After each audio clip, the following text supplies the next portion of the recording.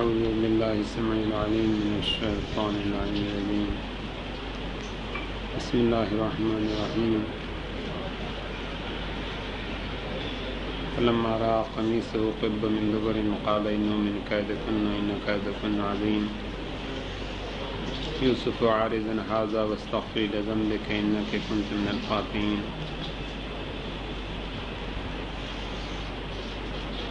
یہ دو باتیں پہلے عرض کر دوں. ایک بہت پہلے یہاں آتے تھے ستار موتی والا، فون آیا ان کے بڑے لڑکے کا حال ہوگا، شاید آنے کے لیے انہوں نے وعدہ بھی کیا ہے. سورہ فاتحہ ان کے لیے خواہش ہے. پھر جب دیکھا اس کے قمیص کو کہ وہ چاک کی گئی ہے پیچھے کی طرف سے، کہا کہ یقیناً یہ تمہارے چال سے ہے، یقیناً تمہاری چال عظیم ہے. یوسف منہ موڑ لو اس سے اور استغفار کر تو اپنے گناہ کے لیے، یقیناً تو خطا کاروں میں سے ہے.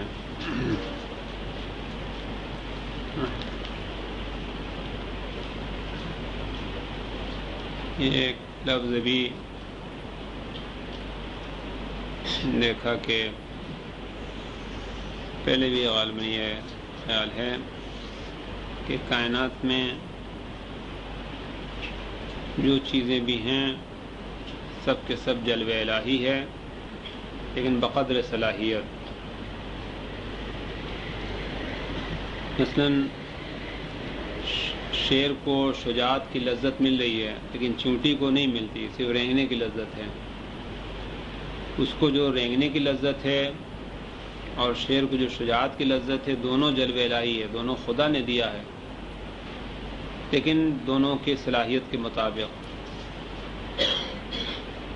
کہ واضح مثال خیال آئی پھر امام حسین اسلام کی کہ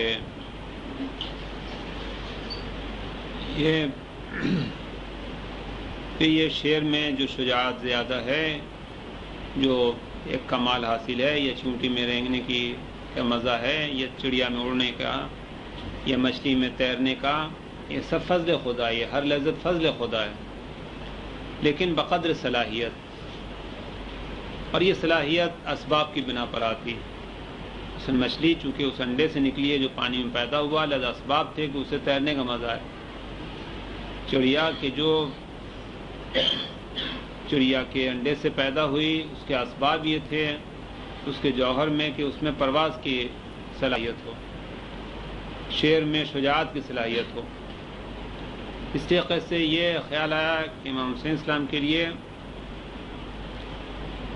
کہ وہ پیدا ہوئے، خداوند عالم نے اسباب ان کے لیے بنائے کہ وہ علی و فاطمہ کے بیٹے تھے. اس سے بہتر کائنات میں وجود نہیں، اور تربیت کرنے والے پیغمبر اکرم تھے جو ان دونوں کے سے افضل ہیں. پھر یہ اسباب یہ تھے کہ اور باقی جو مدد تھی کہ جس کے ذریعے سے حسن و حسین کائنات کی وہ لذتوں کو حاصل کریں کہ جو سب سے زیادہ ہیں. سب فضل خدا ہے. شیر میں شجاعت بھی فضل خدا، مچھلی میں تیرنا بھی فضل خدا، چڑیا میں اڑنا بھی فضل خدا، لیکن بقدر صلاحیت. اور یہ صلاحیت بھی ان اسباب کی بنا پر ہے کہ جو اسباب خداوند عالم نے خلق کیے. لہذا امام حسین اسلام کے لیے خداوند عالم نے وہ اسباب بنائے کہ جو تمام خدا کی طرف سے جتنے لذتیں انسان چکھ سکتا ہے، جتنا مزہ اٹھا سکتا ہے، یہ پہلے عرض کرتا رہا ہوں میں کہ وہ سب سے زیادہ جو تھا ان لوگوں کو حاصل تھا. اس کے اسباب بھی مہیا تھے، پیدائشی لحاظ سے بھی اسباب تھے، باقی آئندہ کے لحاظ سے بھی. اس لحاظ سے کائنات میں جو چیزیں بھی ہیں سب کا سب فضل خدا ہے. ابھی 2-3 جملہ اور پڑھا، اچھا لگا یہ کتاب کے سلسلے میں کہ تمام کائنات میں جو مزے ہیں سب کے سب خدا کی طرف سے ہے، فضل خدا ہے. لیکن کسی بھی مخلوق کو یہ لذت نہیں ہے کہ خیال کرے کہ خدا کیا چیز ہے. خدا کا خیال کرنے کی لذت اٹھانا یہ کسی مخلوق کے لیے ممکن نہیں ہے. لہذا ایک حیوان پیدا ہوتی ہی جو لذتیں قدرت نے اس کے لیے مقرر کی اسباب بنائے وہ لذت اٹھاتا، اسے خود خبر نہیں کہ کیوں پیدا ہو گیا وہ، تو یہ لذت اٹھاتا رہتا. خدا اسے ایک دن کی زندگانی دے تو لذت اٹھاتا، 100 سال کی زندگانی دے تو لذت اٹھاتا. جس دن قصائی نے پکڑا اور ذبح کر دیا، ختم. نہ اسے پہلے کا پتہ ہے کہ کدھر سے آیا، نہ بعد کا کوئی فکر ہے کہ یہ پیدا ہوتی ہی ان کو جو خوشیاں ہیں وہ خود بخود خدا کی طرف سے مقرر یہ حاصل ہوتی ہیں. لہذا کسی مخلوق کو بھی خیال نہیں ہے کہ یہ حیات یا یہ لذتیں جو اسے ملی ہیں یہ کہاں سے آئیں اور مرنے کے بعد کیا ہوگا، کوئی احساس نہیں ہے. لہذا جو لذتیں ہیں یہ خود بخود ہے، یعنی منہ خدا نے بنایا، ان کے لیے غذا بنائی اور منہ میں یہ ایسا لعاب دیا کہ انہیں مزیدار لگے، مزیدار لگنے لگتا. مچھلی کو بنایا پانی میں، پانی بنایا، تیرنا بنایا اور تیرنے میں اسے مزہ آنے لگتا. یہ شام کو آپ آسمان پر دیکھتے کس طرح چڑیاں اڑتی رہتی، انہیں خود سمجھ نہیں کہ کیا ہوا، خود بخود خدا نے ان میں پرواز کی قوت بنائی، وہ اڑتی اور لطف اٹھاتی رہتی کہ یہ خود بخود انہیں یہ چیز حاصل ہو گئی ہے. لیکن کسی کو بھی یہ خیال نہیں ہے، یہ احساس نہیں ہے کہ خدا کیا چیز ہے، سوائے انسان کے، کہ صرف انسان ہے کہ جسے خیال ہے خدا ہے. خدا کی جو صفات ہیں وہ ہزاروں صفات ہیں، جیسے کہ رمضان میں دعائے مشلول میں 1000 نام خدا کے ہیں، 1000 صفات ہیں. جوشن کبیر میں 1000 نام خدا کے ہیں، 1000 صفات ہیں. لیکن اس کے تمام صفات میں 2 قسم کی صفات زیادہ ہیں. ایک وہ جس سے دل پر ہیبت طاری ہو، ایک وہ کہ جس سے دل پر محبت کا اثر ہو. اس کو بیان کیا ہے کہ بعض صفت میں جلال و عظمت کا احساس ہے، بعض میں جمال، خوبصورتی اور نرمی کا احساس ہے. یہ اس کر رہا تھا کہ ہر ایک میں جو فائدہ ہمیں حاصل ہے سب کا سب فضل خدا ہے بقدر صلاحیت. کہ پہلے حضرت ابراہیم خلیل اللہ کا ذکر کیا کہ ابراہیم خلیل اللہ کو بھی خیال خدا ہے، لیکن عظمت کے ساتھ خیال خدا ہے. مثلا یہ کہ ان کا جو توجہ خدا ہے وہ مشہور ہے کہ جب غار سے نکلے تو جن لہ اللیل رأى کوكبا، جب ان پر رات تاریک ہوئی تو ستارے کو دیکھا، کہا کہ یہ میرا رب ہے. جب ڈوب گیا تو کہا کہ میں ڈوبنے والوں کو پسند نہیں کرتا. پھر چاند کو دیکھا، کہا کہ یہ رب ہے. ڈوب گیا، کہا کہ اگر خدا میری ہدایت کرے نہ کرے تو میں گمراہ ہوں گا. پھر سورج کو دیکھا کہ یہ بڑا ہے، کہا کہ یہ میرا رب ہے. جب وہ ڈوب گیا تو کہا کہ میں اپنی توجہات خدا کی طرف کر رہا ہوں. یہ سب بیان عظمت خدا کی طرف. انی وجہت وجہی للذی فطر السماوات والارض، کہ میری توجہات اس کی طرف ہے جس نے آسمان و زمین کو خلق کیا. لا شریک لہ بذلک امرت وانا من المسلمین. عظمت کا احساس ہے کہ خدا کے نام کے ساتھ ساتھ جو دل پر اثر ہے عظمت کا احساس ہے. پھر 2 مثال دی کہ جو اور واضح ہے ایک ہی زمانے میں. حضرت زکریا کے بارے میں معلوم ہے کہ جب حضرت مریم کی تربیت کرنے کے لیے وہ جاتے تھے محراب میں، دیکھتے تھے ان کے پاس کھانا تو کہتے تھے کہ انا لگے ھذا، قالت هو من عند اللہ یرزق من یشاء بغیر حساب. یہ کھانا تمہارے پاس کہاں سے آ گیا؟ بولا خدا کی طرف سے، جسے چاہتا وہ روزی دیتا. تو ہنالک دعا زکریا، کہ جب یہ دیکھا تو خود زکریا نے دعا کی کہ خدا بندہ مجھے بھی ایک وارث دے کہ جو میرے اور بزرگان کا سامان کا وارث بنے. خدا عالم نے انہیں اولاد دی کہ خود انہیں تعجب ہوا کہ ہم دونوں اس قدر بوڑھے ہو چکے ہیں اور ابھی ہمیں خدا اولاد دے رہا ہے. یہ حضرت یحییٰ جب بڑے ہوئے تو ایک دفعہ حضرت زکریا لوگوں کو بعض نصیحت کر رہے تھے، قیامت کا ذکر کیا. قیامت کا ذکر سنتے ہی ان پر اثر ہوا، چیخے اور روتے ہوئے جنگل میں نکل گئے. اور یہ اس کے بعد معمول تھا کہ کئی روز جنگل میں روتے رہتے خوف خدا میں. اس قدر خوف خدا میں روتے کہ ماں باپ نے خدا سے دعا کی کہ خدا بندہ اس بڑھاپے میں ہم نے اولاد مانگی تھی، لیکن فائدہ کیا اس اولاد کی کہ ہر وقت روتا رہتا، ہر وقت برا حال ہے. یہ فائدہ کہ یہ اولاد کا. یہ حضرت یحییٰ سے ملاقات ہوئی عیسیٰ علیہ السلام کی، دیکھا عیسیٰ مسکرا رہے ہیں. یحییٰ نے کہا کہ کیا مکر الہی اور عذاب الہی سے تم مطمئن ہو گئے ہو کہ مسکرا رہے ہو؟ حضرت عیسیٰ کا جواب تقریباً یہی تھا کہ کیا تم رحمت خدا سے مایوس ہو گئے ہو کہ رو رہے ہو؟ یہ دونوں نبی ہیں، دونوں خیال خدا ہے. ایک خیال خدا عظمت اور حیبت کے ساتھ ہے، خوف و اعراض. ایک خیال خدا رحمت کے ساتھ ہے، ہنس رہے ہیں. یہ واضح ہے ایک ہی وقت میں کہ خیال خدا بھی ایک جیسا نہیں ہے. دونوں خیال خدا، دونوں کو خیال خدا ہے، لیکن ایک جیسا نہیں ہے. ایک حیبت کے ساتھ ہے، ایک رحمت کے ساتھ، ایک ہنس رہا ہے، ایک خوف زدہ ہے. پھر خداوند عالم نے دونوں پر وحی نازل کی کہ تم میں سے مجھے زیادہ محبوب وہ ہے. الفاظ یاد نہیں ہے پورے، مضمون یہ ہے کہ دونوں میں سے زیادہ محبوب مجھے وہ ہے، زیادہ محبت میں اس سے کرتا ہوں جو میری رحمت سے زیادہ قریب ہے، جسے میری رحمت کا زیادہ خیال ہے. حضرت موسیٰ سے خدا کا بیان ہے کہ لا یسعنی سمائی ولا ارضی، یہ پہلے کئی دفعہ عرض کر چکا ہوں کہ آسمان و زمین میں میری گنجائش نہیں، ولیکن یسعنی قلب عبد المومن، خدا جو ملے گا قلب عبد مومن میں ملے گا. پھر دونوں خیال خدا ہے. یہ خیال خدا کسی اور مخلوق کو نہیں ہے، لیکن خیال خدا کوئی ضروری نہیں کہ ایک جیسا خیال خدا، کہ وہ بھی صلاحیت کے لحاظ سے خیال خدا بھی کئی قسم کا ہے. ایک عظمت کے ساتھ ہے اور ایک رحمت کے ساتھ ہے، ایک میں جلال ہے، ایک میں جمال ہے. یہ اس لیے خیال آیا کہ سحری کی دعا ہے، اللہم انی اسألک من بہائک بہاء وکل بہائک بہی، اللہم انی اسألک من جمالک باجملی وکل جمالک جمیل. اس کی شرح خمینی نے کی ہے جبکہ ان کی عمر 27 سال کی تھی. اس میں سے شروع کے صفحات میں یہ مضمون تھا کہ ایک جگہ بہا کہا ہے خدا نے، شان و شوکت کہا ہے، اور ایک جگہ جمال کہا ہے. پھر اس کے بعد ان تینوں نبیوں کے بعد کہا کہ جتنے انبیاء تھے ہر ایک میں ان کی صلاحیت کے لحاظ سے ایک جلوہ تھا، کہ خدا کا خیال ہے خاص صلاحیت کے لحاظ سے. جیسے اسباب تھے ہر ایک میں خاص صفات کا اثر تھا. کوئی نبی ایسا نہیں تھا کہ جو اس قانون سے آزاد ہو، یعنی ہر ایک محدود حد تک تصور خدا تھا ایک قسم کا، الا ذات پیغمبر اکرم اور ان کے بعد ان کے اوصیاء کرام، کہ یہ لوگ تھے کہ جن میں ایک مخصوص قسم کا صرف جلوہ خدا نہیں تھا بلکہ مکمل جلوہ الہی تھا. کہ یہاں کہا ہے کہ صرف صفات کا اثر الگ الگ نہیں تھا بلکہ اس کے اسم اعظم یعنی اللہ کا اثر تھا، کہ جس میں تمام صفات موجود ہیں.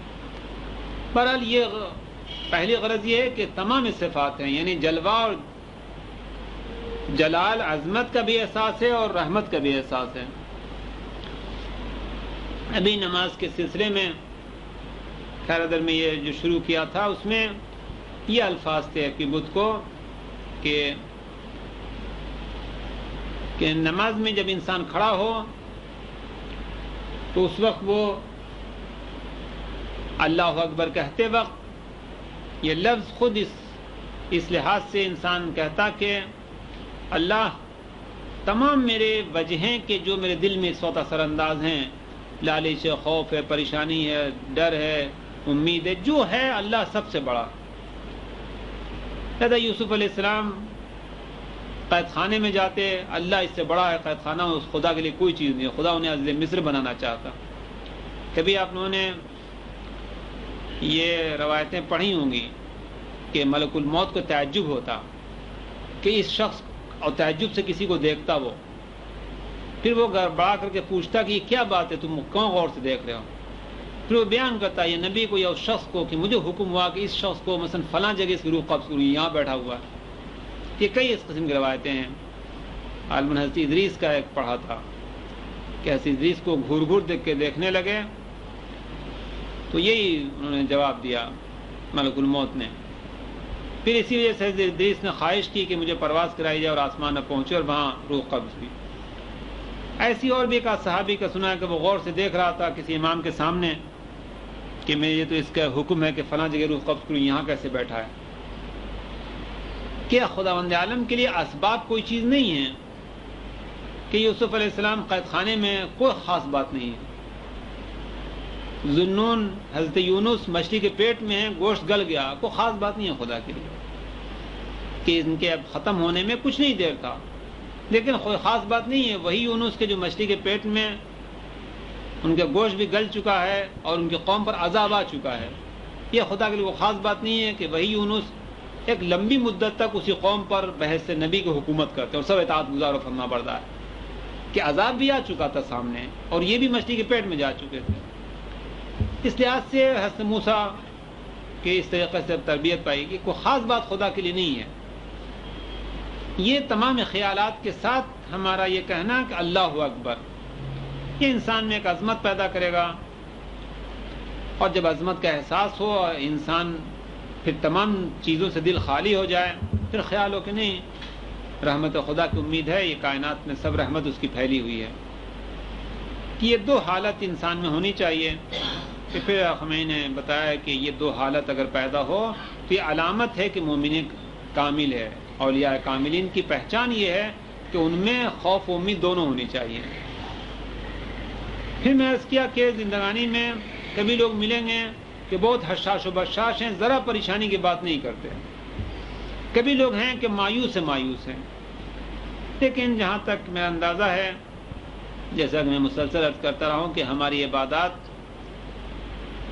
یہ ضرور اثر ڈالیں گی. خاص طور سے یہ نماز کے معجزہ الہی ہے. جیسا کہ میں نے کسی کے جواب میں عرض کیا تھا کہ ہمارے یہاں اسلام میں اقتصادی انتظام نہیں ہے. البتہ پیغمبر نے نماز سے ابتدا کی، اور نماز کے یہ جملے کہ حمد اللہ کے لیے جو عالمین کا رب ہے، وہ رحمان رحیم ہے، روز جزا کا مالک ہے، ہم صرف تیری عبادت کرتے، صرف تجھ سے مدد مانگتے، تو صراط مستقیم کی ہدایت کر. یہ الفاظ جو ہیں انسان میں تھوڑی تھوڑی امید کی کیفیت پیدا کرتے، تھوڑا تھوڑا ہمت و جرأت پیدا کرتے. اور یہ ہمت و جرأت اس کی تھوڑا تھوڑا اگر روزانہ ہمت و جرأت ہوتی رہے، جیسے ایک بچہ اسکول میں جاتا، اگر توجہ کے ساتھ پڑھتا، پھر توجہ کے ساتھ نوکری کرتا، ترقی کر جاتا، بڑا آدمی بن جاتا. اگر تھوڑا بے توجہی ہو، نہ پڑھتا لکھتا، نہ کام میں جی لگاتا، ساری زندگانی برباد ہوتا. دونوں میں کوئی خاص فرق نہیں ہے، صرف تھوڑی سی توجہ کی بات ہے. اس طریقے سے نماز کا یہ اثر ہے، اور یقین ہے انشاءاللہ کہ اس کے خلاف نہیں ہوا کہ نماز اگر کم سے کم الحمد کے معنی کی طرف توجہ دے کے کوئی پڑھے تو ایسا نہیں ہو سکتا کہ اس کے دل کی کیفیت ایک جیسی رہ جائے اور کوئی ترقی کے آثار نہ ہو، کوئی بہتر دل نہ بنے.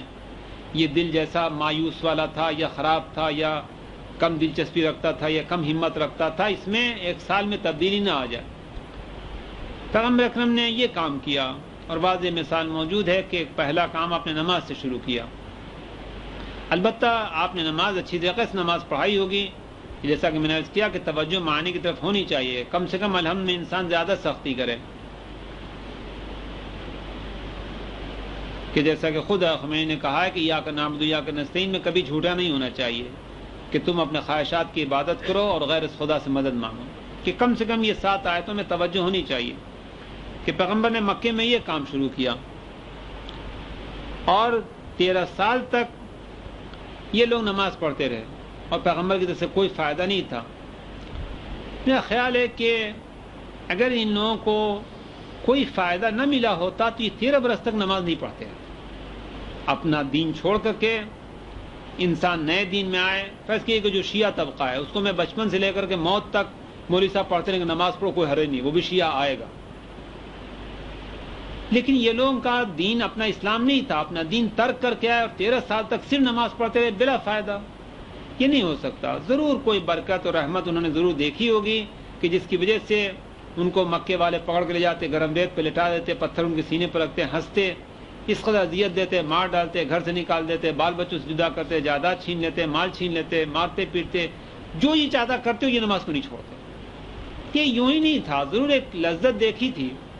اور اس کا مظاہرہ بدر میں ہوا کہ بدر میں 313 افراد کے جو بالکل نہتے تھے، کس عزم کے ساتھ یہ 1000 بہادر دشمن کے سامنے کھڑے. میں آج مثال ایک جگہ یہ خیال آئی تھی، ابھی بھی اگر فرض کیجئے کہ روس یا امریکہ بلکہ ہندوستان ایک ذرا سی دھمکی پاکستان کو دے دے، اصلا حالات متزلزل ہو جائیں گے، ہاتھ پیر میں لرزہ ہو جائے گا، ٹاپ سے لے کر کے باٹم تک سب کے. اس کی معلوم ہے کہ اس سے پہلے لڑائیوں میں ہمارا کیا حشر ہو چکا ہے. روس امریکہ کی میں نے مثال دی ہے کہ اگر وہ اپنا جہاز لا کر رکھ دے کہ ہم پاکستان کو تباہ کر دیں گے، اصل نام سن کر کے کہ امریکہ ہمارے خلاف ہے لرزہ طاری ہو جائے گا۔ یہ قلب کی حالت ہے اور کوئی خاص بات نہیں ہے ہندوستان، بلکہ میں نے عرض کیا کہ امریکہ روس تو بڑی چیز ہے، ہندوستان ایک چھوٹا ملک ہے، اگر آج ایک لفظ خلاف نکال دیں یہاں خوف طاری ہو جائے گا کہ کس روز مارنے کے لیے آج ہم کچھ نہیں کر سکتے۔ یہ مزاج عرض کر رہا ہوں، لیکن ابھی یہ ایرانی جوانان کہ BBC نے کہا تھا کہ فوجیوں سے زیادہ یہ چھوٹے چھوٹے بچے جو خونخوار لگتے ہیں کبھی امریکہ کو کچا کھا جائیں۔ BBC کا کہ الفاظ کے رد و بدل کے ساتھ کسی نے بیان کیا جب یہ جہاز آئے تھے کہ حالت قلبی پر فرق ہے، کہ حالت خوف نہیں ہے، اتنی بڑی طاقت ہے، 75 جہاز اس کے ہیں اور یورپ کے جہاز اور تمام طاقت ان کے سامنے، اور یہ اس طریقے سے گھومتے ہیں کہ جیسے امریکنوں کو مارنے کے شوق کے ساتھ گھومتے ہیں۔ کہ یہ اثر نماز، میں نے ان سے یہ عرض کیا تھا کہ اثر نماز یہ ہے کہ قلب میں تھوڑی تھوڑی کیفیت پیدا کرتا ہے کہ بدر میں کوئی چیز نہیں ہے، پیغمبر نے انہیں کوئی اسلحہ نہیں دیا، کوئی ٹریننگ دی، کوئی مال و دولت نہیں دیا، لیکن یہ کیا فرق ہوا کہ یہ فقراء کہ جو نہتے ہیں، جن کے پاس کوئی چیز نہیں ہے، اور وہ ان بہادروں کے سامنے جو سب گھوڑے پر ہیں، سب کے پاس زرہیں ہیں، خود ہے، اسلحہ ہے، مال و دولت ہے، پورا عرب ان کا مدد کرنے والا ہے، اور اس عزم کے ساتھ کھڑے ہیں۔ یہ دل کی یہ کیفیت کہاں سے آئی؟ جب یہ دو مثالیں عظیم الشان ہمارے پاس موجود ہے، ابھی ایران کی موجود ہے کہ یہ نوجوانان، ہماری دنیا کے تمام جگہوں کے نوجوانان موجود ہیں، سب خوف زدہ۔ نہیں ہو سکتا کہ امریکہ کے اتنے بموں سے بھرے ہوئے جہازوں کے سامنے اس عزم کے ساتھ ہو، لڑائی ہوگی، کیا ہوگا وہ تو بات کا مسئلہ ہے، ابھی مسئلہ صرف نفسیات کا ہے کہ دل کا کیا عالم۔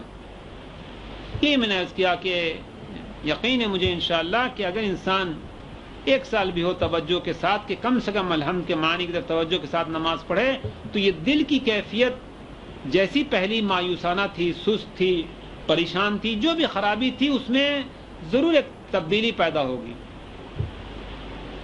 اس وجہ سے یہ انسان میں اگر کچھ برکتیں اور اثر بھی دیکھ لے، یہ ہمیشہ انسان خیر کا امیدوار ہے۔ جیسا کہ یہاں میں کئی دفعہ عرض کیا کہ ایران کے حالات جب ہم لوگ سنتے پریشانی والے ہیں، ہر زمانے میں پریشانی والے ہیں، لیکن جب تھوڑا زمانہ گزرتا ہے ایک نئے کامیابی کی خبر آتی کہ بہترین مثال یہ ہے کہ ہمیشہ رحمت خدا کا خیال ضرور موجود ہے، امید رحمت خدا ضرور موجود ہے، اور کبھی مومن نہیں ہے کہ جو اطمینان ہو کہ میرا کچھ بگڑنے والا نہیں ہے، لہذا ہمیشہ انسان خوفزدہ بھی رہے گا کہ یہ بھی نہیں ہے مومن کے لیے کہ کبھی اس کے لیے پریشانی نہ ہو، ہمیشہ خوف میں رہے گا کہ ایک نہ ایک پریشانی آ سکتی ہے۔ لہذا ایک عام زندگانی میں مومن کی زندگانی یہ ہونی چاہیے کہ روزانہ خوف بھی ہو کہ پتہ نہیں کون سی پریشانی ہے۔ یہ پریشانی عام طور سے عیوب کی وجہ سے آتی ہے کہ انسان اگر اپنے عیب کی وجہ سے کوئی اپنے میں پریشانی دیکھے تو اس عیب کا علاج کرے، کہ یہاں علاج کر لینا آسان ہے بنسبت سے کہ مرنے کے بعد علاج ہو۔ لہذا یہ پریشانی بھی جو آگی ایک مصلحت خدا اور فائدہ خدا کے لحاظ سے ہے، اور ضرور اگر عبادات کی طرف توجہ ہے تو رحمت خدا سے خالی نہیں ہو سکتا۔ جیسے میں یہ بات ہر سال تقریباً کئی مرتبہ عرض کی کہ ایران کے حالات ہمیشہ پریشانی کا ہوتے اور ہمیشہ ایک اچھی خبر آتی کہ مسلسل 8 سال سے ہم دیکھ رہے ہیں کہ دونوں کیفیت ایران کے معاملے میں ہے، ہمیشہ خوف ہے، ہمیشہ امید، آئندہ کے لیے خوف بھی ہے کہ پتہ نہیں دشمن کیا کر ڈالے گا، یہ میزائل پھینکا گیا تھا، کس پر خوف ہے راستہ، ہمیشہ خوف موجود ہے اور ہمیشہ امید ہے کہ ابھی تک غیبی طرف سے ان لوگوں کو مدد ہوتی رہی ہے، کیا پتہ اگلے مہینے کوئی نہ کوئی اچھی خبر کیوں نہ۔ اور اس دونوں میں ہم لوگ اتنے عرصے سے جو گفتگو دیکھتے رہتے، ان دونوں میں ہمیشہ ہم کامیاب ہیں، ہمیشہ خوف موجود ہے اور ہمیشہ کامیابی کی خبر۔ جیسے یہ مثال ہے ویسے ہمارے اور آپ کی زندگانی میں یہ مثال ہے کہ اگر انسان عبادات کے تھوڑا متوجہ ہے تو نہیں ہو سکتا کہ رحمت خدا سے مایوس ہو، کہ رحمت خدا سے خالی ہو، کہ جیسے آپ 1 سال پہلے تھے ویسے اب بھی نہیں ہو سکتا۔ پھر ضرور جب بہتری کی طرف ہے تو ہمیشہ ایک امید خیر ہمیشہ موجود ہے، اور یہ بھی نہیں ہو سکتا کہ زندگانی ہماری آپ کی پریشانی سے خالی ہو، چونکہ ہم میں عیوب موجود ہیں۔ کل یہ تحفۃ العقول میں ہم لوگ حدیث پڑھ رہے تھے کہ مومن کو چاہیے کہ جب دوسرے میں عیب دیکھے تو پہلے اس عیب کا اپنے علاج کر لے، پھر اس کے عیب کا ذکر کرے، اور جب اپنے عیب کا علاج کرے گا تو جب ایک عیب کا علاج کرے گا دوسرا اپنا عیب اس کے سامنے آ جائے گا، اس طریقے سے مسلسل وہ اپنے عیب میں مصروف رہے گا اور لوگوں کی اس کی پرواہ نہیں ہوگی۔ لہذا یہ ہمیشہ ایک نہ ایک پریشانی ہمارے لیے ہوگی تاکہ ہم عیب کی طرف متوجہ ہوں۔ اس لحاظ سے انسان کی، مومن کی زندگانی اس وقت سے لے کر کے موت تک ہمیشہ یہ خوف اور امید دونوں رہنی چاہیے.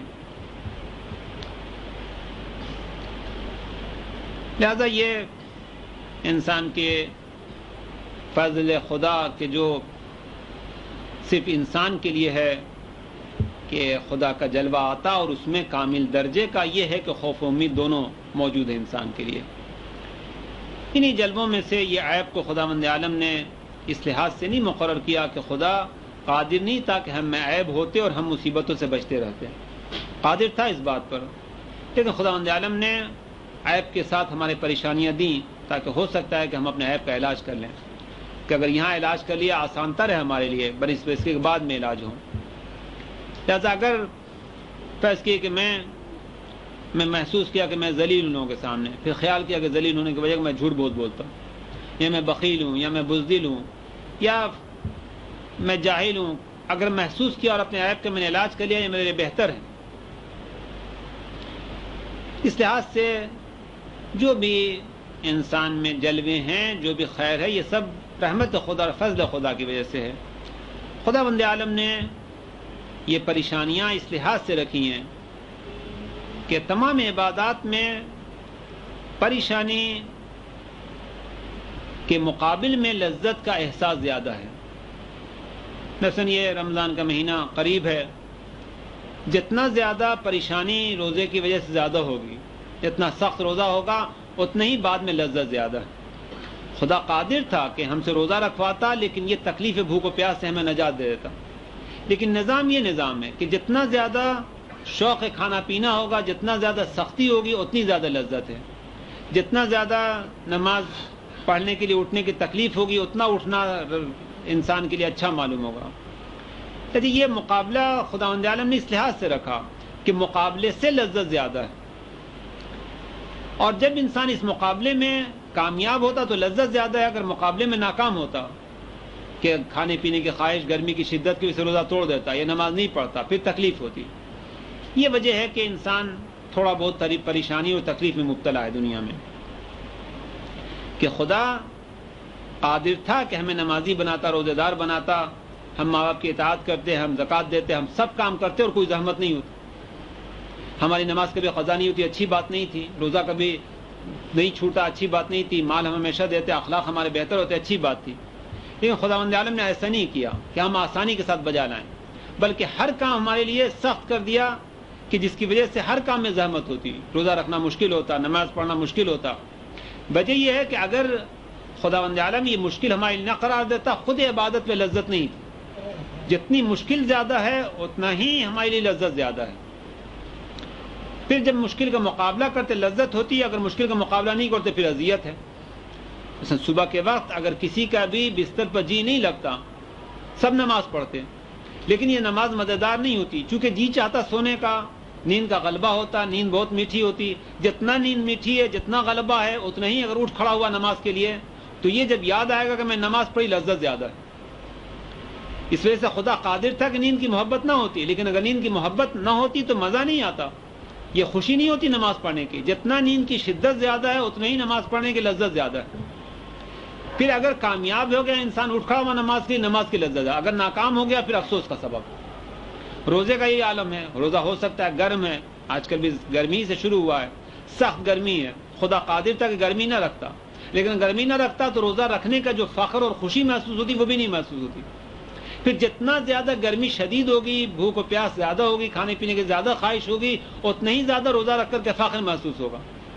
اور جو شخص کے یہ مقابلہ کر لے گا جو فخر زیادہ محسوس ہوگا، یہ روحانی خوشی زیادہ ہوگی کہ جو ہمیشہ ہمیشہ رہنے والی. اور جو یہ مقابلہ نہ کر سکا، روزہ نہ رکھ سکا، بعد میں اذیت ہوتی ہی زیادہ. یہی حال مال کے معاملے میں ہے کہ مال جب خدا کے راستے میں دینا ہے، اگر کسی کو مال سے محبت ہی نہیں ہوتی، جیسے کیشیئر بینک میں پیسے دیتا ہے، اس کو کیا افسوس ہے مال دینے میں. اسی طرح سے اگر مال سے محبت ہی نہیں ہوتی انسان کو، پھر یہ دینے کا لطف بھی باقی نہیں رہتا. جتنی زیادہ محبت مال کی شدید ہے اور پھر مال خدا کی راہ میں انسان خرچ کرے، اتنا ہی زیادہ پھر لذت زیادہ. پھر ہماری روحانی لذت کے لیے ضروری ہے کہ مال کی محبت زیادہ ہو. جتنا محبت زیادہ اتنا مال کے دینے میں لذت انسان کے لیے زیادہ ہے. پھر جو شخص اس میں مقابلے میں کامیاب ہو جاتا کہ دے دیتا مال، اتنی لذت اس کے روحانی حاصل ہوتی. اگر نہیں مقابلے میں کامیاب ہوتا، نہیں دیتا، پھر افسوس ہوتا کہ میں نے مال نہیں دیا. خواہ غریب کو دینا ہو، ماں باپ کو دینا ہو، بال بچے کو دینا ہو، غریبوں کا حق دینا ہو، خمس و زکوٰۃ جو بھی دینا ہو، افسوس ہوتا اس کے لیے. اس لحاظ سے تمام زندگانی میں خداوند عالم کی طرف سے یہ تکلیف جو مقرر کی گئی کہ جس کی وجہ سے خوف اور امید ہمیشہ ساری زندگانی میں ہے، یہ اس لحاظ سے ہے کہ نظام یہ ہے کہ جتنا سختی زیادہ ہوگی، مقابلہ کرنا انسان کے لیے روحانی لذت زیادہ، فخر زیادہ ہے. اور جبکہ یہ اطلاع دی گئی کہ یہ روحانی فخر ہمیشہ ہمیشہ رہنے والا.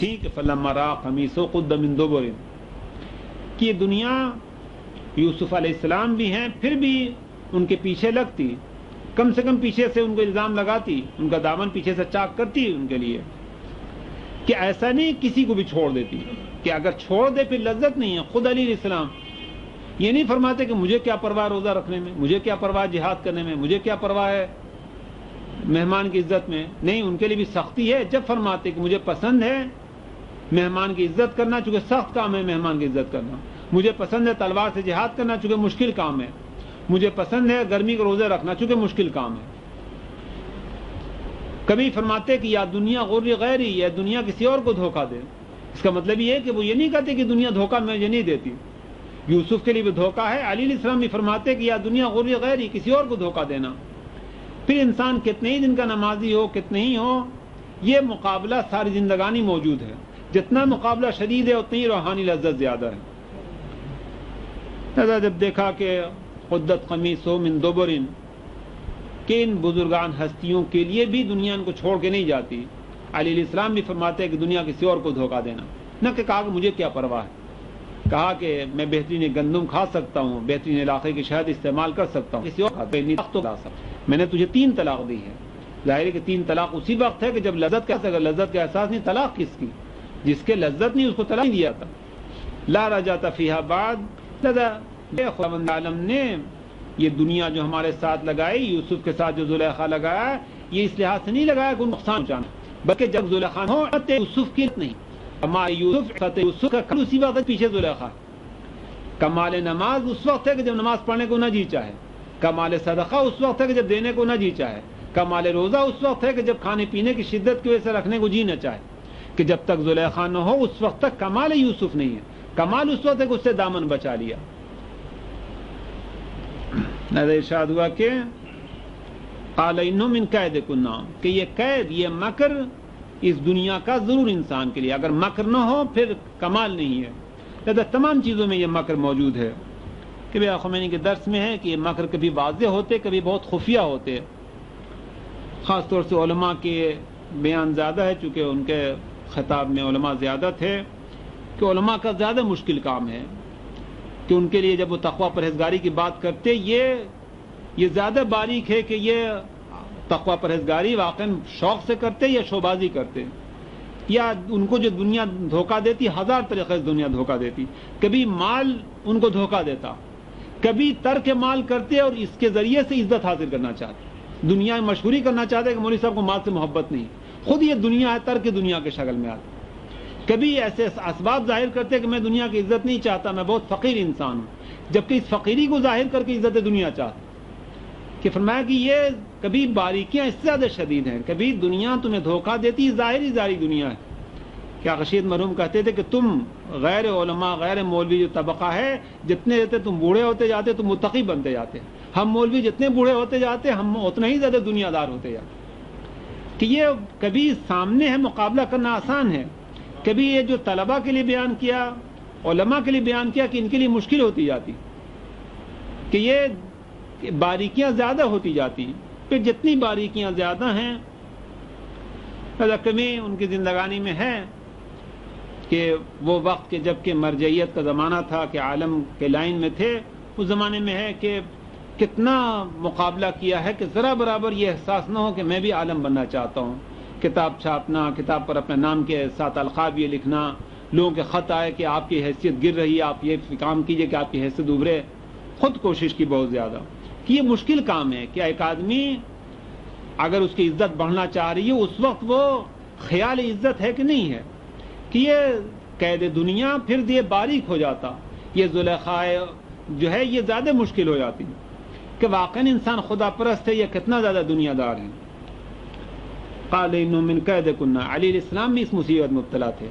فرماتے کہ میں کیا کروں خلافت کے لیے، اگر میں قیام کرتا ہوں خلافت کے لیے عبادت پیغمبر لوگ بولتے لالچی ہے، اگر میں چپ بیٹھتا ہوں لوگ بولتے بزدل ہے.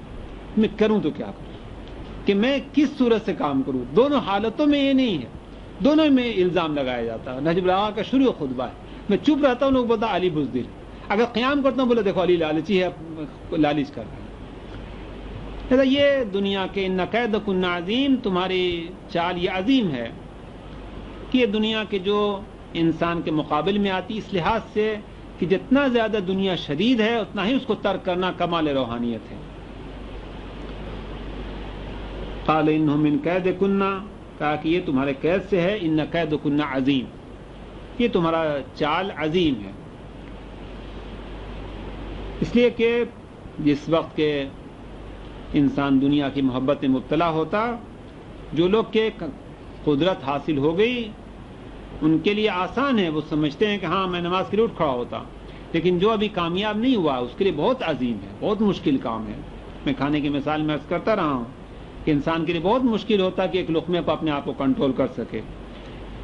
انسان کے لیے بہت مشکل ہے نامحرم پر نظر کرنا چاہے نہ کرے. بہت مشکل ہے کہ مال کی خواہش نہ ہو اور پھر مال دے دے روزے میں. کہ جو لوگ کے ابھی کامیاب نہیں ان کے لیے سخت مشکل ہے کہ ایک ایک لمحہ بہت مشکل ہے انسان کے لیے. ان قیدکن عظیم یوسف عارض ھذا، ارشاد ہوا کہ یوسف اعراض کرو، تھوڑا کم سے کم توجہ کرو. کہ انسان ان تمام کمالات کے لیے پورے کامیاب نہیں ہو سکتا، تھوڑا اعراض ضرور کرے. کہ مثلا صبح اٹھنے کو جی نہیں چاہتا، اگر نہیں جی چاہتا تھوڑا ضرور کام کرے. میں مثال کے بھی عرض کی تھی کہ لحاف میں سے نہیں نکلنے کو جی چاہتا، کم سے کم انسان دیکھے کہ وقت ہو گیا لیکن جی نہیں چاہتا، اٹھ کے بیٹھ جائے، لحاف ہی میں رہے بیٹھ جائے. کہ اگر لیٹا رہا تو زیادہ چانس ہے کہ نماز قضا کر دے گا، لیکن لحاف میں ہی اگر اٹھ کے بیٹھ گیا کہ نکلنے کو نہیں جی چاہتا، اگر بیٹھا ہوا تو زیادہ امید ہے کہ توڑ دے گا اس محبت نیند کو اور شاید نماز قضا نہ ہونے دے. ورنہ اکثر یہ ہوا ہے کہ آدمی کی آنکھ کھلی، گھڑی دیکھا کہ ابھی 4 بجے، بولا ابھی جلدی ہے، آدھے گھنٹے کے بعد اٹھیں گے. اب جو سوئے تو 2 گھنٹے کے بعد اٹھے، 1.5 گھنٹے کے بعد اٹھے، پھر افسوس ہوا کہہ رہے ابھی میرا خیال تھا کہ 5 منٹ میں اٹھ رہا ہوں. کہ یوسف عارض ھذا، تھوڑا سا اعراض کرو. اگر رمضان کے مہینے میں انسان کے لیے ایک مہمان نوازی کرنا مشکل کام ہے، تھوڑا سا خیال کرے. کسی مولوی کا ذکر سناتا ہے کہ انہوں نے کہا کہ ہر مہینے تم ایک دن ایسا کرو کہ جو کھانا پکا رہے اس میں تھوڑا سا پانی زیادہ ڈال دو اور ایک آدمی کو اپنے ساتھ کھانا کھلاؤ. کہ آسان کیا، ہلکا کیا کہ ایک آدمی کو مہمان نوازی کرو. خود یہ زحمت کہ کسی سے کہنا کہ آپ میرے یہاں کھانا کھائیے، خود زحمت ہے. وہی کھانا، انہوں نے نہیں کہا کہ الگ سے کھانا پکاؤ، نہیں کہا کہ 2 بوٹی زیادہ خریدو، بولا کہ تھوڑا پانی زیادہ ڈالے اور ایک آدمی کو بلاؤ تم. کہ پیغمبر نے ارشاد فرمایا کہ اگر تم افطار نہیں کرا سکتے ایک کھجور کے چھلکے سے افطار کرو. یہ بھی نہیں ممکن ہے ایک گھونٹ پانی سے افطار کرو. عارض ھذا، تھوڑا سا خیال کرو. اس طریقے سے رمضان کے روزے کے لیے میں کئی دفعہ عرض کیا کہ جو روزہ نہیں رکھ سکتے، نہیں رکھنا چاہتے، نہیں ہمت ہے، کم سے کم سحری کھائیں. یوسف عارض ھذا، تھوڑا توجہ کریں کہ بالکل ہی ترک نہ کر دیں، کم سے کم یہ سحری کھائیں. سحری کھا کر کے اس سحری کے زور پر 10 بجے 11 بجے تک رکھ سکتے ہیں. اتنی دیر تک نیت کا ثواب ملے گا. اس طریقے سے تھوڑا سا دیر کریں, تھوڑا دیر خیال کرے گا اچھا 11 بجے نہیں 12 بجے, 12 بجے نہیں 1 بجے, تھوڑا تھوڑا بڑھائیں. جتنا زیادہ دیر کر کے توڑیں گے اتنی دیر تک ثواب موجود ہے. مال و دولت کے معاملے میں, لوگوں کے ساتھ اپنے اخلاق کے معاملے میں بالکل ہی بد اخلاق ہونا, انسان اپنا غصہ نہیں ضبط کرے, تھوڑا ضبط کرنے کی کوشش کرے. 1 منٹ, آدھا منٹ فوراً چیخنے کے بجائے تھوڑا رکنے کی کوشش کرے. مال و دولت کے معاملے میں تھوڑا بہت کوشش کرے کہ یہ چیزیں وقت عمل, جبکہ یہ خیال ہے کہ ہم ان چکروں میں جو پڑے ہوئے ہیں, ایک دن جب موت آ گئی, وہ کسی دن بھی آ جائے گی, کہ قرآن مجید میں کہ موت ہماری جب آئے گی بغیر امید آئے گی, جب آ جائے گی یہ سب قصے ختم ہو جائیں گے, اور پھر ہمیشہ ہمیشہ کے لیے ہم دنیا میں پھنس گیا, پھر وہاں سے واپس آنے والے نہیں. اور یہ دنیا کی چالیں اتنی زیادہ ہیں کہ آپ اکثریت دنیا کو دیکھ رہے ہیں کہ دنیا داری میں مبتلا ہے, اور آخرت کے بیانات, یہ جو کچھ ہم لوگ باتیں کر رہے ہیں, اگر یہ صحیح ہے تو آخرت کے لحاظ سے کتنا انسان فقیر ہے. اکثریت انسان ہے کہ جو اصلاً اس راستے میں قدم ہی نہیں رکھتی, اور جو کہ قدم رکھے ہوئے ہیں ان کے لیے آپ دیکھ رہے ہیں کہ اکثریت ہے کہ جو نماز نہیں پڑھتے, باوجود اس کے شیعہ ہیں, اکثریت لوگ نماز نہیں پڑھتا, روزہ نہیں رکھتا, اور تمام جو واجبات نہیں بجا لے آتے. جو بجا لے آتے ہیں انہیں معلوم ہے کہ ہمارے اعمال کی حیثیت کیا ہے, کتنا خراب ہے. اس لحاظ سے تھوڑی توجہ کی ضرورت ہے. ایسا یہ مثال بھی اس کی تھی کہ قرآن ہو سکتا ہے کہ, اور یقیناً یہ سب سے زیادہ صحیح ہے کہ انسان نہیں پڑھنے کا جی نہیں چاہتا, اکثر لوگ ذکر کرتے ہیں, لیکن انسان صبح کے وقت اخبار آتا, اصل دل نہیں مانتا جب تک اٹھا کے دیکھ نہ لے, حالانکہ اس میں کچھ نہیں ہوتا, ہمارا کوئی خاص فائدہ نہیں ہے. کبھی معمولی خبریں ہیں, جو خبر ہوتی وہ ہر ایک کی زبان پہ آ جاتی. جو روزانہ ہم شوق سے پڑھتے ہیں, وہ اتنا شوق سے پڑھنا, آدھا گھنٹہ یا 1 گھنٹہ یا پونا گھنٹہ خرچ کرتے, اس کو خاص فائدہ نہیں ہے, لیکن اس خدا شوق سے پڑھتے. میں قرآن میں کبھی شوق نہیں ہوگا. پھر خدا کہتا کہ عارضاً ھذا, کم سے کم یہ برائی سے تھوڑا اعراض کرو, کم سے کم قرآن انسان آسان رکھے, ایسی جگہ پر رکھے کہ اٹھا کر کے ایک آیت دیکھے. ہو سکتا ہے ایک آیت سے 2 آیت کی طرف توجہ ہو, کوشش کرے کہ ایک آیت کی طرف توجہ کرے کہ یہ یاد رہے, چونکہ جو قرآن مجید دل میں باقی ہے وہ قبر میں ہمارے کام آئے گا. ایک آیت یاد کرنے کی کوشش کرے. کئی دفعہ یہ حساب میں نے عرض کیا تھا کہ اگر انسان روزانہ کتنی آیت یاد کرے کہ قرآن مجید پورا اس کو یاد ہو سکتا ہے. شاید حساب تھا کہ اگر 2 آیت یاد کرے تو 10 سال میں پورا قرآن مجید یاد آیا. کہ وہاں پر پیغمبر نے کہا کہ ہر آیت پر تمہارا 1 درجہ ہے, لہذا تھوڑا سا اس برائی سے انسان اعراض کرے, ایک آیت توجہ کے ساتھ دیکھے, ضروری نہیں کہ لمبی آیت. تو الرحمن بہت چھوٹی آیت ہے, بعض سوریں ہیں کہ جس میں ایک صفحے میں 100 آیتیں موجود ہیں, وہ چھوٹے چھوٹے آیتیں ہیں. کہ خدا نے, پیغمبر نے یہ نہیں کہا کہ لمبی والی آیت پہ 1 درجہ ملے گا. الرحمن دن بھر میں یاد کر لے, دوسرے دن یاد کرے کہ علم القرآن, خدا نے قرآن کی تعلیم دی ہے. کس کا یاد ہے یہ آیت کہ ہمیشہ ذہن میں حاضر ہو کہ علم القرآن, خلق الانسان, یہ ایک آیت ہے خلق کے انسان کو. علم البیان, بیان تعلیم دی, یہ کوئی مشکل آیت نہیں ہے. لہذا انسان تھوڑا توجہ کرے کہ ایک آیت عزم کرے کہ روزانہ یاد ہو جائے. کہ جیسا کہ میں نے عرض کیا کہ زندگانی کے جھمیلے ایک دن جب اچانک ختم ہو جائیں گے, اس کے بعد جو آیات ہمارے پاس ہے, جو نمازیں ہیں, جو غریبوں کی مدد ہے, جو روزے ہیں, جو تلاوت ہے, یہی ہمارا سرمایہ. یہ بیانات صحیح ہیں اور وہ ہمارا ہمیشہ ہمیشہ کا سرمایہ ہے, وہ ہمیشہ کی زندگانی ہے. اگر یہ میرے بیانات جھوٹ بھی ہیں تب بھی یہ قابل ہے کہ انسان غور کرے, جبکہ جھوٹ ہونے کے کوئی چانس نہیں ہے. اور یہ موت کی اچانک آتی, کسی کی موت اندازے سے نہیں آئے گی کہ وہ انسان حساب کر سکے کہ اب میں پورا قرآن ساری بھر میں یاد کر لوں گا, جیسے بچے امتحان سے 2 مہینے پہلے سب یاد کر ڈالتے ہیں اور فرض جا کے پاس ہوتا ہے. یہ ایسا نہیں ہونے والا ہے. اس لحاظ سے شاید یوسف عارضاً ھذا, اگر ہم اس انتظار میں رہ کے لمبی دعوت کریں گے, ہو سکتا ہے کہ موت آ جائے کہ لمبی دعوت نہ ہو سکے. لہٰذا ایک دن افطار کے وقت 1 گلاس پانی زیادہ ڈالتے, اور ایک آدمی کو ہمت رہے کہ آج کھانا کھائیے گا. پھر جب وہ آ جائے گا کھانا کھلا دیں گے, وہ خوشی حاصل ہو جائے گی, وہ ثواب حاصل ہو جائے گا, اس میں کمی نہیں واقع ہوتی. آپ کبھی کھلا کر کے دیکھیے کہ لذت میں کمی نہیں واقع ہوتی, ہمت کی بات ہے. لہٰذا اسی طریقے سے رمضان کا مہینہ ہے کہ بہار ہے, اگر انسان ہمت کرے تو 10 آیتیں روزانہ یاد کر سکتا ہے. اگر 10 آیت یاد کری تو 300 آیت ہوگی. مارے کا یہ 300 آیت, 300 درجات جنت کے ہیں, جبکہ ہمارے پچھلے کتنے رمضان گزر چکے, ایک آیت بھی یہی یاد کر سکتے. جبکہ ہو سکتا ہے انسان ایک رکوع فوٹو اسٹیٹ کرا کر کے لکھ کر کے ایک آیت سے ہی توجہ کر سکتا. یہی حال تمام کاموں کا ہے. فطرے کا موقع آئے گا کہ فطرہ, یہ عام طور سے کہا جائے گا کہ شیعہ فطرہ 7 روپیہ ہے. یہ پتہ نہیں کس کا فتویٰ ہے کہ شیعہ فطرہ 7 روپیہ ہے. نہیں, انسان کھجور کا فطرہ نکالے کہ سب سے زیادہ ثواب ہے کہ فیکس 45 روپیہ یا 50 روپیہ ہو. 15 روپیہ ہے, کیا ہے اپنی ہیں 16 روپے کی 17-18 یعنی 50 روپیہ 20 روپیہ یعنی 60 سے 51 سے لے کے 60 تک 51 18 54 روپیہ ایک آدمی کا. لہذا انسان ساری زندگانی ہمیشہ شیعوں کا فطرہ نہیں نکالتے رہے کہ شیعوں کا فطرہ اس سال 7 روپیہ 10 آنا ہے. صرف ایک مولوی صاحب نے اس زمانے میں راشن کاٹا تھا اور منیمم کر کے اعلان کیا تھا اخبار میں. نہیں، کوئی خاص بات نہیں ہے. انسان قیامت میں خدا کے پاس جائے کہ ہم ساری زندگانی گیہوں کا فطرہ نکالتے رہیں، جبکہ ثواب ہے کھجور کا. ایک فطرہ کھجور کا نکالی، گھر میں 10 آدمی ایک فطرہ کھجور کا نکالیں، حالانکہ زیادہ بھی نکال سکتے. یوسف عارض ہذا، تھوڑا سا اعراض کرے انسان، تھوڑا خیال کرے کہ اگر انسان کھجور کا فطرہ نکالا نہیں ہے، چاول کا فطرہ، کہ کم سے کم ہے کہ انسان گیہوں کا نکالا. بہت سے لوگوں کو توجہ نہیں ہے اس چیز کی طرف، اور ظاہر ان چیزوں کی توجہ ہونا مشکل بھی ہے، چونکہ جتنی چیزیں خیر کی بات ہیں اس کے خلاف شیطان ہمارے لیے قوت دکھاتا.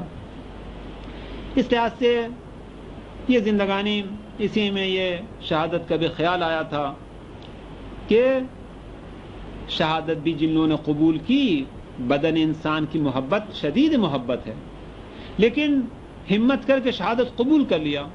اگر نہ بھی قبول کرتے ہمیشہ کی دنیا میں نہیں رہتے، لیکن اگر قبول کر لیا اور یہ بیانات ہمارے صحیح ہیں تو یہ اصحاب محمد اسلام کے لیے کیا لذت حاصل ہوئی، اور یہ دائمی زندگانی میں ہے. اگر آج فرض کیا خمینی کا اثر ہوتا اور یہاں پر حکومت اسلامی کے انقلاب کی کوشش ہوتی اور جہاد کے لوگ جاتے اور پولیس اور فوج کی گولیاں آتی، پھر ہم اپنے قلب سے اندازہ کر سکتے ہیں کہ یہ ہمارا قلب، یہ بدن کی محبت کتنی بڑی چال چلے گا. 1000 بہانے، 1000 اسباب بیان کرے گا. ابھی آپ دیکھ رہے ہیں کہ ساری جگہوں پر ہزاروں اسباب بیان کیے جانے کا اصل اس طرف توجہ نہ ہو. 1000 بہانے کرے گا. یہ قید کن عظیم، یہ زلیخا بدن کی محبت کی زلیخا ہے. 1000 بہانے کرے گی کہ نہیں مصلحت نہیں ہے، نہیں نکلنے دے گی. کہ معلوم ہے کہ ان لوگوں نے جو کام کیا تھا، علی اکبر کو معلوم تھا کہ زندہ رہتے تو لذت تھی، بحر بن عبداللہ کلبی زندہ رہتے لذت تھی، یہ بدن کی لذت ہر ایک کے لیے تھی، لیکن معرفت کی ہمت کیا، ہمت کر کے اس بدن کی محبت کو ختم کر دیا. بعض اس میں ایسے تھے کہ پوری شہادت نہیں ان کے لیے تھی، زیادہ بہادری کارنامے کی نہیں کیے، لیکن کم سے کم اپنے آپ کو پیش کر دیا، زیادہ کام نہیں کیا. جیسے عباس کے 3 بھائی ہیں کہ مقاتل الطالبین ایک بنی امیہ کی کتاب ہے، اور بہت شیعہ، یہ بنی امیہ تھا بہت محب اہل بیت، شیعہ نہیں سنی تھا، بہت محب اہل بیت تھا، شیعوں سے بڑھ کر کے وہ شیعہ تھا. اس نے یہ لکھا ہے مقاتل الطالبین کہ جس میں تمام ابو طالب کے اولاد کے شہادت نامے لکھے ہیں. اس میں لکھا ہے کہ حضرت عباس کے 3 بھائی جو تھے وہ زیادہ نہیں، ان کا جتنا طویل واقعہ حضرت عباس کا ہے. اس سے کربلا میں بہت سے لوگ تھے جن کے کوئی خاص واقعات نہیں ہیں، لیکن صرف اپنے آپ کو پیش کر دیا، صرف وہاں موجود تھے، کسی نہ کسی بہانے سے مر گئے. کہ کتنی بڑی لذت یہ حاصل ہوئی کہ انسان جب بستر کی نیند کی محبت ترک کر کے نماتا ایک لذت ہے، کھانے پینے کی محبت ترک کر کے روزہ رکھتا لذت ہے، مال کی محبت ترک کر کے انسان مال دیتا لذت ہے. اسی طریقے سے جان کی محبت ترک کرنا ہے کہ ہے ہمت کہ ہم سمجھے کہ نہیں نائب امام کا حکم ہے انقلاب اسلامی میں جاؤ، اگر مر جاؤں گا تو کیا ہوگا. کتنا مشکل کام ہے یہ. قید بدن کی محبت کتنا شدید ہوگا ہمارا، کتنا مشکل ہوگا انسان کے لیے باہر نکلنا جہاں پولیس اور فوج ہو، اس کی گولیاں، اور ہمارے پاس کوئی چیز نہ ہو. ایران میں یہی تھا کہ فوجی گولی چلاتے تھے اور یہ صرف پھول برساتے تھے، سینہ اپنے سامنے کرتے تھے، اپنے بچوں کو مائیں ہاتھ میں لے کر کے دکھاتی تھی کہ فوجیوں مارو، اس طریقے سے جاتی تھی. جو مر گئے کیا ہوا؟ خمینی نے بار بار کہا کہ یہ راستے بدر پر گئے، ان درجات تک پہنچے. یہ سمجھ کے انہوں نے کام کیا کہ نائب امام کے حکم سے ہم کام کر رہے ہیں، یہ سمجھ کے کیا، دین کے راستے پر کام، خدا کے راستے پر کام یہ کیا. لہذا اپنے جان کی محبت اگر ترک کر دیا، مقابلہ کیا، تو وہ لذتیں حاصل ہوئیں. یہیں سے نہیں شروع کیا خمینی سے، نہیں شروع کیا، بدر سے شروع کیے کہ جو لوگ پیغمبر کے کہنے پائے صفین سے شروع کیجیے، کربلا سے شروع کیے. جن لوگوں نے سمجھا کہ حق راستے پر اور اس بدن کی محبت کو ترک کیا، کیا لذت حاصل ہوئی. اس لیے پیغمبر نے کہا کہ ہر نیکی کے اوپر نیکی ہے، نماز، روزہ، حج، زکوٰۃ سب کے ہے، یہاں تک کہ انسان خدا کی راہ میں جان دے دے کہ اس سے بڑھ کر کوئی نیکی نہیں ہے. اس لحاظ سے ہر شیطان اور ہر زلیخا، ہر دنیا کے جو مکاری کرتی جتنا زیادہ شدید ہے، ان قید کن عظیم، قید اس کا عظیم ہے. یہ 72 افراد کے جو کربلا میں تھے، اس کے علاوہ بھی کوفے والے تھے، لیکن وہ اس بدن کی محبت کے چال میں پھنس گئے. ان کو بھی امام حسین کا پیغام تھا، مسلم نے آ کر کے 30,000 سے بیعت لی تھی، لیکن یہ کھانے کی محبت میں پھنس گئے، یہ زلیخا کی محبت میں پھنس گئے، یہ زلیخا بدن کی محبت کی زلیخا میں پھنس گئے. کوئی فائدہ نہیں ہوا، کئی برس اور زندہ رہے ہوں گے کہ اگر امام حسین کی مدد کر لی ہوتی اور امام حسین کا کامیاب ہو جاتے مسلم کی جس طرح 30,000 کی بیعت کی تھی اور حضرت اسلام کے لیے اس طریقے سے محمد حسین اسلام چند سال حکومت اسلامی قائم کر دیتے تو ابھی دنیا کبھی کی پلٹ چکی ہوتی کہ 5 سال کی خلافت کا اثر ہے علیہ السلام کے کہ اسلام باقی پہلا اس کے قبل اسلام کو دنیا داری بدل دیا گیا تھا. یہ اگر کوفے والوں نے مدن کی محبت اپنے ترک کر دی ہوتی اور حکومت اسلامی محمد حسین اسلام جس مسلم کی بیعت کے طریقے سے قائم کرتے اور حضرت کے طریقے سے چند سال اقتدار آپ کا کوفے پہ ہو جاتا اور اس کے بعد اگر شہید ہوتے اور یہ اثرات دنیا پر ہوتے تو دنیا بدل چکی ہوتی. پھر یہ بدن کی محبت ہے کہ جو 72 افراد نے بدن کی محبت ترک کر دی, شدید محبت تھی لیکن ترک کر دیا کہ اعلیٰ درجات پر پہنچے. اس زندگانی میں جانا تھا, وہ باقی کوفے والے بھی اس زندگانی میں پہنچے, یہاں رہ نہیں گئے. خواہ امام حسین کو مارنے نہ آئے ہوں, کوفے ہی میں رہے ہوں کہ امام حسین کے قاتلین میں نہ بھی شمار ہوں, وہاں بھی وہ بھی مر گئے لیکن اس فخر سے محروم رہے. وہ 30,000 افراد کی جنہوں نے بیعت کی تھی, اگر 30,000 پہنچ جاتے یہاں 3,000 ہی پہنچتے تو امام حسین شہید نہیں ہو سکتے. یہ اگر پہنچ جاتے کس لیے نہیں پہنچے؟ یہ صرف بدن کی محبت تھی کہ جب ابن زیاد نے جھوٹا اعلان کیا کہ شام سے فوجیں آنے والی ہیں تو سب اپنے بچوں کو پکڑ پکڑ کر لے گئے. ماں اپنے بچوں کو لے گئی کہ یہاں نہیں پھنسو تم. اس وجہ سے یہ محبت انسان کی تمام کمالات میں رکاوٹ کا سبب بنتی. ان قیدکن عظیم, اے دنیا تمہاری قید بہت عظیم ہے. لہذا اگر ہمارے لیے فرض کیجئے کہ نائب امام انتظام کرتے اور یہاں انقلاب اسلامی کا موقع ملتا, یہ قید ہمارے لیے چال ہے لیکن ظاہر ہے کہ اگر اس چال میں ہم آگے نہیں بڑھے, شہادت کو نہیں قبول کر تو کب تک زندہ رہیں گے, کئے بڑے زندہ رہیں گے, کس کس بیماری سے بچیں گے, کتنا پیسہ اسپتال میں خرچ کریں گے, کتنی سوئیاں لگیں گی, کیا کیا ہوگا, اور اس کے بعد سے آخر مر جائیں گے اور ہمیشہ محروم رہیں گے کہ موقع تھا شہادت کا اور ہم رو رو کر کے پیسہ خرچ کر کے موت کے منہ میں گئے. یہ ہمیشہ ہمیشہ کے لیے رہ جائے گا. اس لحاظ سے ارشاد کہ یوسف عارضا ھذا, اس محبت سے تھوڑا اعراض کرو, نہیں شہادت کے لیے جاؤ, سب کم سے کم فوج کے سب سے پیچھے رہنے کے لیے جاؤ. شاید اچانک تھوڑی زحمت ہو, شاید گولی لگ جائے, شہادت حاصل ہو جائے. کہ گولی لگ کر کے مر جانے کے بعد پھر کوئی خاص بات نہیں ہوتا, کچھ نہیں ہوتا. جو سب مرنے والوں کا حال ہوتا ہے گولی لگ کر کے ہمارا بھی حال ہوگا. اصل ہمت اعراض کرنا ہے, تھوڑا توجہ کرنا ہے, میدان میں پہنچنا ہے.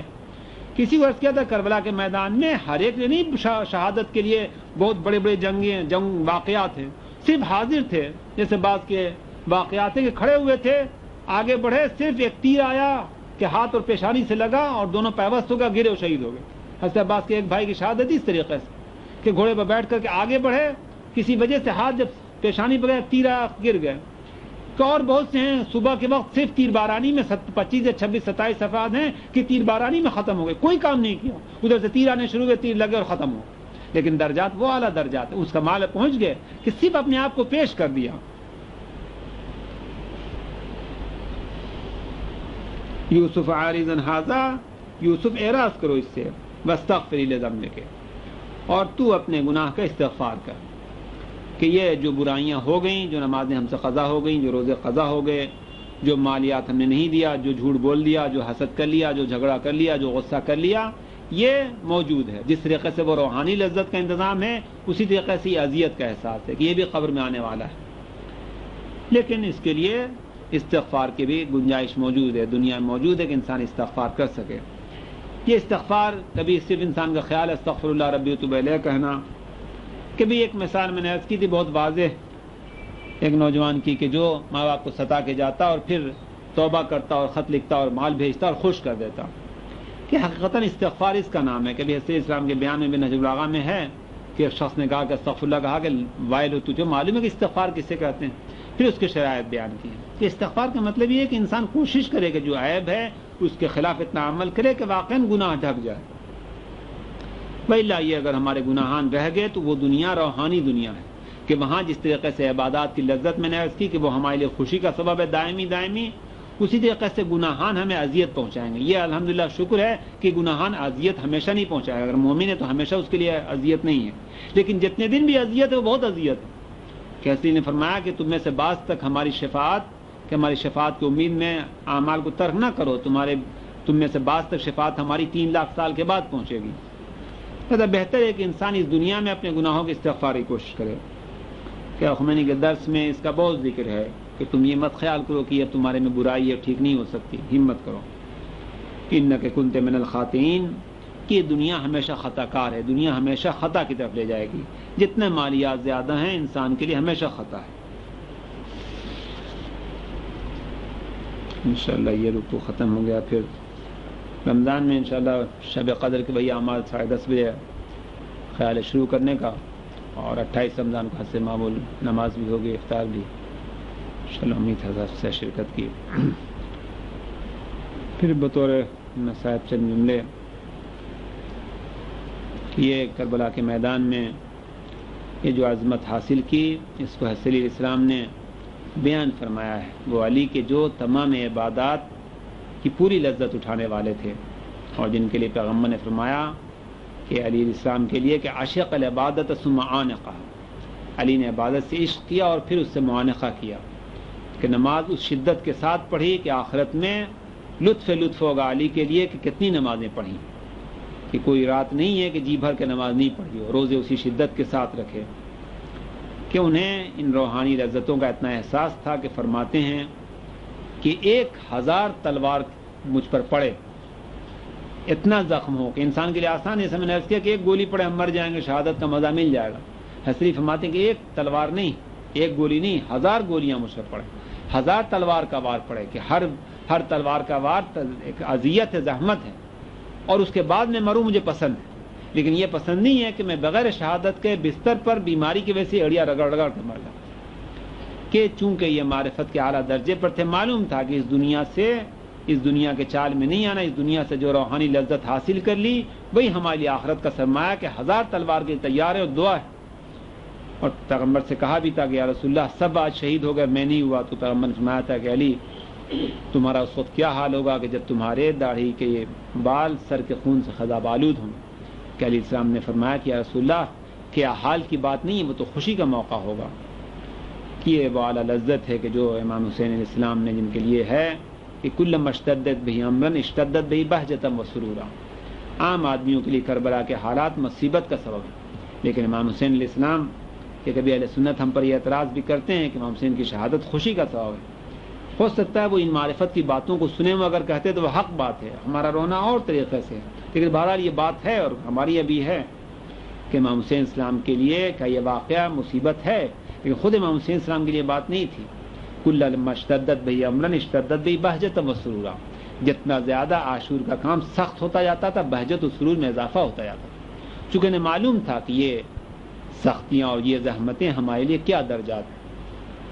اس لیے وقت آخر آپ نے نظر یمیناً و شمالا، داہنے و بائیں نظر کی، فرمایا کہ یا ابطال الصفا و یا فرسان الحجا مالی ینادیکم فلا تجیبونی، میرے بیشے کے شیروں کیا ہو گیا کہ میں پکار ہوں جواب نہیں دیتے۔